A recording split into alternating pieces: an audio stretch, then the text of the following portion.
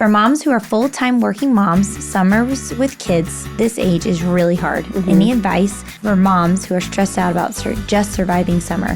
How can they be intentional this summer with their rising kindergartners? Yeah, summers are really hard for working moms because everything is caught off kilter. I did learn as y'all got older, like to have a teenager or college student come to the house and babysit y'all while I would go to work. That was very helpful because that way y'all could sleep in. She could take you to the pool. You know, if she was in college and was driving and all that, she could take y'all to Chick-fil-A to eat lunch, whatever, or the park. Just help get y'all out of the house doing some things, but not like crazy expensive or whatever. But I would really look into high school, college. They need the money. Sitters. They do. And they're always looking for money. They're always looking for extra jobs. Hey, everybody, and welcome to Wire Talk. Today's episode, we're going to start getting ready for kindergarten. It's the Summer Before series. So today we're going to talk about the summer before your child starts kindergarten. Cannot wait to jump in and learn all kinds of tools that are going to help you in your parenting journey.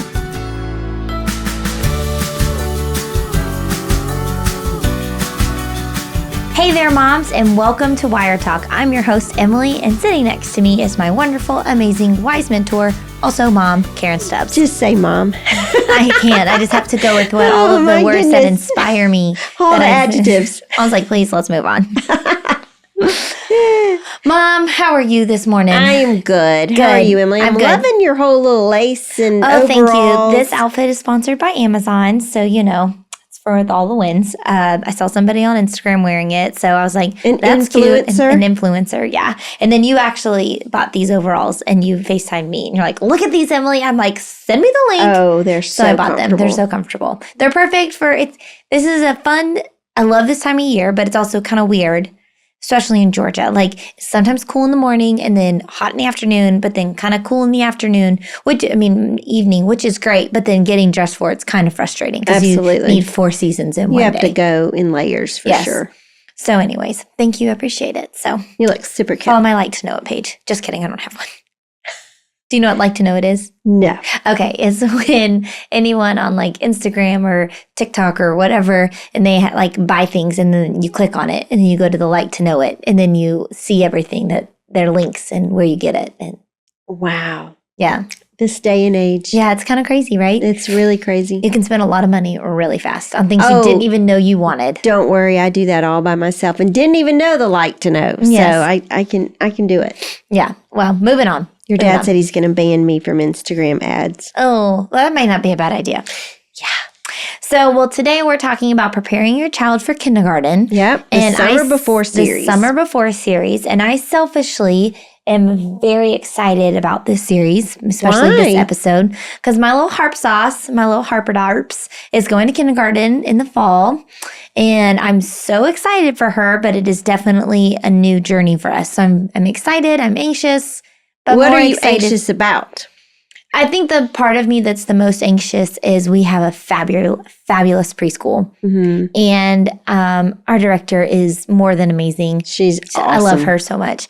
And we just get an abundance of communication. I get pictures throughout Harper's day. So even if I don't want to talk about my day, I can kind of piece it together through the pictures and the newsletters and things like that. And I know that's going to be different when she gets to kindergarten. And it's a longer day. You know what I mean? We're an early start school, so it's like 7:30 to 3:30. So it's a long day. And I think she's going to be great. But also, it's a long day without her. Is she excited or is she nervous? Oh, she's so excited. What is she excited about? Well, I think we drive by her school almost every single day. I'm like, oh, look, there's your school. I'm so excited for you. There's going to be your playground. So I try to live it up like it's going to be exciting, not like, oh, you're going to preschool. Well, the cool thing is she's going to elementary school where you went to elementary school. So that's fun. And then she's also, she goes to Grayson goes, I go there too. And she goes, well, you have to be 5 to go there, Grayson. And he goes, I'm not 5, I'm 3. So, she's like, I'm a little bigger than you. And I'm older. So I think I'm trying to be excited for her because she is so excited. That is good. Yes. So she'll be great. So. Are you going to do the bus or are you going to do carpool? I think I'll probably do the carpool because you just want to. I want to, but we'll see. Yeah. I don't actually know what the times are, so I am not prepared on that end. I also missed kindergarten registration. I was 2 weeks late to that, but guess what? She's still going. It's public school and she got in. She got in. They said, yes, you can do it. So anyways, that's what we're doing. But enough about me and Harper. Let's dig into these questions. Let's do it. Do you remember the first time Kelsey went to kindergarten? Oh, yes, I do. How are you feeling? I think I was excited. Yeah. Yeah, I was always excited whenever y'all were starting the next phase. Mm-hmm. Call me weird, but I was. And Kelsey had a wonderful kindergartner teacher. We did put her in private school in Virginia because you and I have talked about it. In Virginia at the time, I don't know what they do now, but in public schools, they had whole language. And I wanted all of y'all to learn phonics, not whole language, because I just feel like it makes you a better reader and sort of helps you break down what? It was important to you. Yes, that was important to me. And that was the reason we chose private school. So, I think with a private school, it's a little smaller. Yeah. So it's not as intimidating. I think there were only 2 kindergarten classes in the whole thing. And she had a really sweet teacher. She was young. She just gotten married, and it was just the perfect sort of start to Kelsey's year. I love my kindergarten teacher. Miss Ida and Miss Graham. You had way older. Oh, they were so sweet. But they were the grandmothers and the sweetest. Yes, I actually saw Miss Graham one time at Disney World with you. Yeah, I remember that. And I was like, Miss Graham! And I'm like, anyways, moving on. So I think it's exciting, but it is just a new season. So we're going to learn this season together. Yeah. So, all right, you ready for these questions? Let's do it. Let's jump in. Question 1. For a child who hasn't been to school before, or at least not regularly, what are some changes that are coming when they start kindergarten? And are there ways moms can help to prepare not only their child, but their household for those changes? So August is a little easier on everyone. Yeah. Look at this mom thinking ahead. I love it. I think the biggest change for kindergartners is, you sort of touched on it, how tired they are. It's a long day. Yeah. And they're not used to that. So I would just keep a few things in mind. A few weeks before school starts, I'd start putting them to bed earlier. Okay. Just sort of bump back their bedtime. I wouldn't do it like the day before. That's too quick. I would sort of 2 weeks before, I'd start ramping up. Okay. And obviously, don't make a big deal about it. 9 times out of 10, they're not looking at the time and they don't know. But even 30 minutes makes a big difference. The other thing is when they come home from from kindergarten, I would just sort of not have anything major planned. I would just let them free play, go outside. If you have a swing set, swing on the swing set, ride their bike, whatever. Just give them a snack and just let it just be like, you're home, do whatever you want. We don't have to do anything like set schedule or anything like that. Just to give them some downtime. They may want to just lay on the sofa and watch a TV show. Now, I wouldn't let them watch it for 3 hours. Right. But even just 30 minutes, like a cartoon or a Disney show, just to let their brains sort of, because they've been going all day. And they may fall asleep that first week. Try not to let them, because they will be booger bears by the time you get them to bed. And then get them to bed is easier because they are exhausted. Yeah. And another thing, some public schools, if they're going to ride the bus, they do a first run in the summer with the bus. The bus comes through the neighborhood. The mom gets on the bus with the child. They go to school. They walk them to their class. I mean, it's really a good program to help the mom and the child feel comfortable about the whole thing. So, and I do know, especially whenever you taught, it seemed like from watching all of your teachers that were kindergarten teachers, they go out of their way to make sure those kindergartners are taken care of that first week of school. Oh, yeah. I mean, more than the first week. Yeah. I was amazed and shocked. Like, I just couldn't get over it. Like, they really roll out the red carpet for the kindergartners. They do. It's such a special So time how for them. long? You said it's over a week that they... What is? Oh, I mean, I feel like one of my best friends, we used to teach together, and then she went down to kindergarten. She goes, there's no tired, like a kindergarten teacher tired the first couple of weeks of school. Because you've got a whole classroom of kids who have never been in school before. Yeah. And they're learning the routine. They're learning everything. They've never been in that type of school. Yeah. They may have been at preschool, which ends at 1. Yeah. But even just what does the more lunchroom hours. look like? Where does the car line look like? What does it mean to sit in a desk? It's a lot. It's a lot for their little brains to take absorb. in. Yeah. Mm-hmm. Yeah. So those are my tips. So I'm going to have a follow-up question with that. Yeah. How would you, as a mom, manage your sweet nuggets at the end of the day when they're so emotionally tired? How do you not lose your temper when you know they're just so tired? I would just get ready for it. Okay. That they are going to lose their temper. Because they are going to. I know Harper, and she's going to cry. Yeah. Because the water touched her fingernail too hot. Absolutely. You know what I mean? And I would just have all my ducks in a row. Okay. Like I'd have dinner ready, but just have it ready to be put in the oven or whatever. I would make things as easy as possible for when she comes home from school. Mm-hmm. You are not preoccupied doing other things. Okay. Even with Grayson. And I would let Grayson know, like, Grayson, I'm going to be focusing on Harper. Mm-hmm. You know what I mean? So you're 3 years old. You can, by then he'll be 4. And I would just say, you can manage it, you know? And so, Emily, don't cry. He'll be 4. It's so crazy. Know. He's going to be a big boy. But I would just, like I said, have bedtime sooner. Mm-hmm. And I would just know that it's going to be a teary few weeks. Okay. That's good to know. And don't get upset about it. Yeah. It's just par for the course. Don't get upset about it. Okay. Sounds great. Question 2. For moms who are full-time working moms, summers with kids this age is really hard. Mm-hmm. Any advice for moms who are stressed out about just surviving summer? How can they be intentional this summer with their rising kindergartners? Yeah, summers are really hard for working moms because everything is caught off kilter. If you're fortunate enough to where they have a daycare center at your work, mm-hmm. like I did whenever I was working at the church, they had a weekday program that I put all y'all in. That was a huge help, but not all moms have that. Yep. So I did learn as y'all got older, like to have a teenager or college student come to the house and babysit y'all while I would go to work. That was very helpful mm-hmm. because that way y'all could sleep in. You could do your routine, summer routine. Y'all could sleep in. She could take you to the pool. If she was in college and was driving and all that, she could take y'all to Chick-fil-A to eat lunch, whatever, or the park.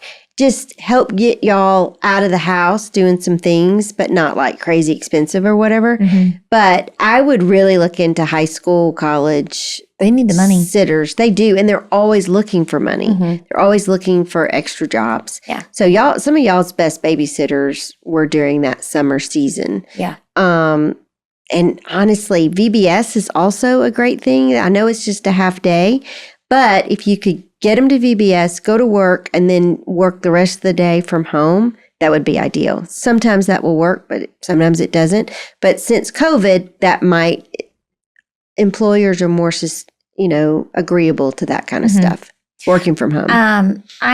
We have a little neighbor who's 10. She's not quite old enough to be left with the kids by themselves. Yeah. But she was outside and Harper said, "Can you come play?" And I said, "Do you want to earn a little bit of money?" And I got so much done. Oh, yeah. Mommy's helper while you're at the house is golden. I got so much done in that hour and 30 minutes. I finished planting my flowers. I did some birds on a wire things. I finished cooking dinner and I gave her $20. So that was the best $20 I've ever spent. Absolutely. So, I was there with them, but she had fun. The kids loved it. Yeah. So, if you can work from home, that's also a really good option. Work smarter, not harder. That's right. Hey moms, it's Katie. Karen's speaking calendar is full for 2024, but we're officially opening up her calendar for 2025 for new bookings.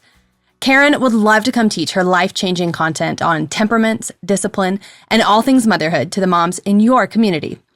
If you're part of a church or an organization that's looking for a phenomenal speaker for your next moms event or for your annual conference, head to our website, birdsonawiremoms.com/invite, and fill out our simple inquiry form.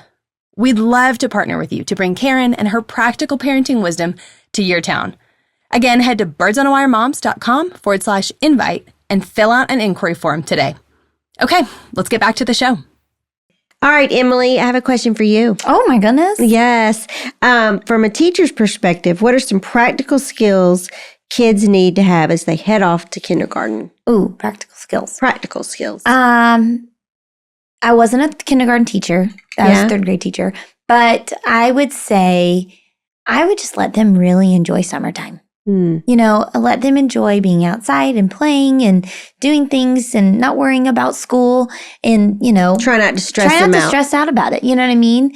But the most important thing is just read to them. Read them books. Let them go to the library. Pick out books. Read the books. Like, you know, let them flip through the pages by themselves. And if you are like, well, I really want to work on letters and sounds and, you know, numbers and things like that, then make a game out of it. You can write the letters on with chalk on the driveway and get a water balloon and say, mark the H or the B or the C or what's the K sound make, and make it fun. Don't make, in my opinion, like, don't just bring them inside and say, do this worksheet. You know what I mean? You are such a teacher. I never thought about any of that stuff. Do you remember growing up? I was like, at the beginning of the summer, we're going to read. We'd all go to the library. Everybody would get their books. And then 2 weeks would go by. Your dad would say, Karen, those books are overdue at the library. And I'd be like, where are they? I don't even know where they are. I don't even know where they are. Did we read them? I don't think so. I mean, I was always a hot mess express. But I love that about you, Emily. Yes, you know. And I also think setting up your day, I think you did this with us, and I think this does help them for kindergarten, is just setting them up with a little bit of a routine. Not just let them like sleep in all day long, but, you know, you're not going to know exactly what their kindergarten schedule is going to look like. But you know, in general, they're going to get to school, they're going to eat a snack, they're going to play, they're going to do math and reading. You don't have to do all that, but just like snack, playtime, lunch. And I think that helps them get in their brain. Yeah. Like, it's not just a free-for-all, it's snack all day. You know what I mean? Kids love routines. Yeah. So if you're going to do some learning, just make it fun. Yeah. You know what I mean? I love that. And that's the thing. I think you told me this one time. I think Harper was in the twos class in preschool. I'm like, she doesn't know all of her letters, Mom. She's like, Emily, she's 2. I was like, okay, it's okay. And those kindergarten teachers are so equipped. Like, they're going to put them in whatever reading group they need to be, and they're going to prepare them for success no matter what. Let the teacher do her job.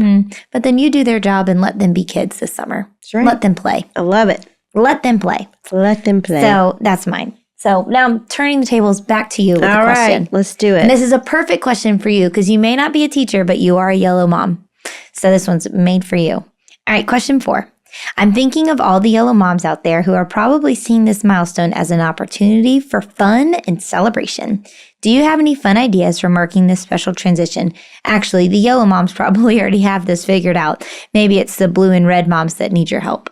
Well, I always figured it out the day of. I was sort of fly by the seat of my pants. Yeah, kind of gal. But we did have fun. We did, always. Some of the things that I like to do is whenever we were in Virginia, we'd go by the 7-Eleven and get the Slurpees and a bag of chips or something. Fun. And then when we moved to Georgia, there was that little store down the road from y'all's elementary school. We'd go by there. Abby and I would always get the little Cokes. And I would have burping contest. That was so fun. We can belch. You can. We can belch. And Abby can belch better than most people. It's really impressive, actually. And then that was always fun. Sometimes having a fun snack for y'all whenever y'all came in the house. Your dad was better at that than I was. Do you remember those fruity drinks he used to make for y'all, like virgin strawberry daiquiris? Oh, yeah. It was so fun. I mean, we didn't call them daiquiris.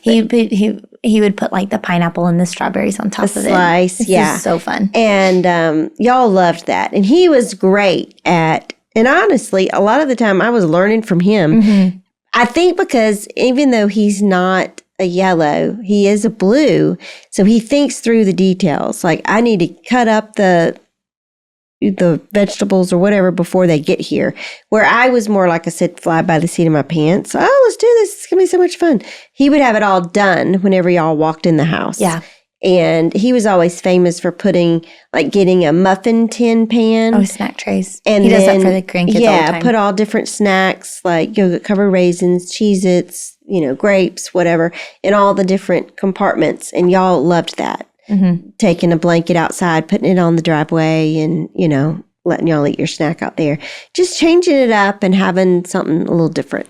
You didn't write this, but something that you did with us that was always really fun that helped us get excited was you would take us school shopping, school supply shopping, but also you would let us go pick out our one outfit for the day. And you tried to do that one-on-one. I did. That didn't always happen. Yeah. But if Dad was home, you would try to take us all individually, not for school supplies, but for back to school outfit. And I usually just got one outfit. Yes. Because it was so hot in Georgia. Yes. There was no point in getting a whole fall wardrobe. No. So I would just get one outfit. And your dad did not like taking all of y'all to get back to school supplies because it was too chaotic. It was crazy. Mm-hmm. But I used to tell him it's good that they go and pick out their stuff. Oh, yeah. Because then they like it, number one. And then they want to use it and they get excited about going to school. Yes. And you always would get home, get all your stuff out, put it all together, put it in your backpack. I mean, you loved it more than any of the other kids. I mean, honestly, I love back to school shopping for my kids. I'm like, let's go. It's so fun. Your dad just would want to go and get it all for y'all and then hand it to you. No. And y'all did not like that ever because he never got the right things.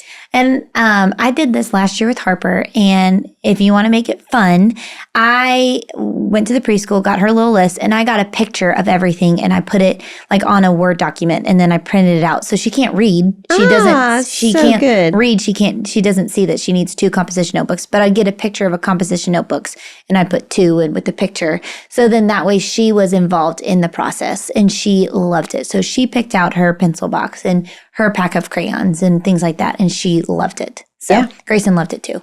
So it makes it fun. It does make it fun. All right. That's a good remembering, Emily. I know. I can't wait to do it again. I love back to school shopping. Okay. Next question.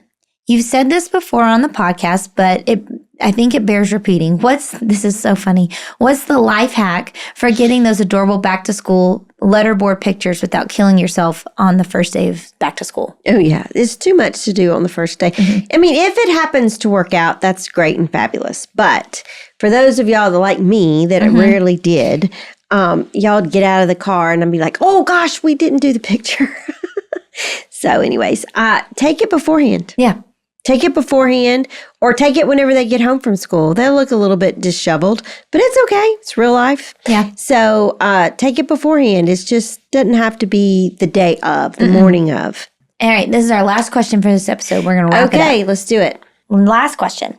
It's hard for parents to go from knowing exactly what's going on in their child's world all the time to having them be gone for large chunks of the day. I think we've all had the experience of asking how a kid's day was and just hearing, fine. Then you later find out some really tough stuff happened. Any tips for communication when kids get home from school at this age? Great question. So instead of asking them every day, how was your day? Change it up a bit and ask them different things in different ways. I love how your family talks about at dinner time, what was the best thing you did today? Mm-hmm. And even Grayson at 3, if you haven't done it, he's like, what's the best thing? You know, like, let's do it right now. So that's a great question. What was the best thing that you did today? Mm-hmm. Or give me a high and give me a low of your day today. Because everything doesn't have to be exciting and wonderful. You're right. And also keep in mind, moms, that in kindergarten and in school in general and life in general, your child is going to get their feelings hurt. Somebody on the playground may not want to play with them. Somebody may not share. All these things. You cannot spare your child from that hurt. So just walk alongside them and say, how did that make you feel? You know, whenever you wanted to play on the swings and they didn't want to, how did that make you feel? Or, you know, why didn't you want to share your crayon with your friend or whatever? That's just part of life. And so you're just sort of walking with them. Also, so the highs and the lows, what was the best part of your day? Who did you sit with at lunch? Oh, that's a good one. Or what's the best part of your day and why? Mm-hmm. What's your favorite thing to do and why? I ask my grandkids that. What's your favorite subject? And they all have different reasons and answers, you know? So just trying to think about how to shake it up a bit and also realize timing is everything. truly. So when they get in the car, don't pepper them with a bunch of questions. I'm the worst at that. I know, I am too. Well, we're excited and we haven't seen them all how day. was your day and all that kind of stuff. But just maybe tell them about you. Like, I hope y'all had a good time at kindergarten today. This is what mommy did while you were gone. You know? That's a really good way to put it. Thanks. Gosh, Mom. It's amazing. You're so I smart. know, it's like I you've know. had children and have a ministry for moms. This is crazy. But, and also realize that God is going before your children. Please don't ever forget that. Whether they're homeschooled, whether they're private schooled, whether they're public school, it doesn't matter. God goes before them, and nothing falls at your child's life without falling through God's hand first. Okay? So if they get their feelings hurt, if they fall and hurt themselves, if their teacher isn't whatever, just know that God will use all of it to work for his glory in their life. You know what I'm saying? Are you crying? A little bit. I don't know. That's just, it hit different. Oh, well, in a bad way? No, in a good way. Oh, okay. I just think I think you just want to control so many things and you forget that God really does. He has them.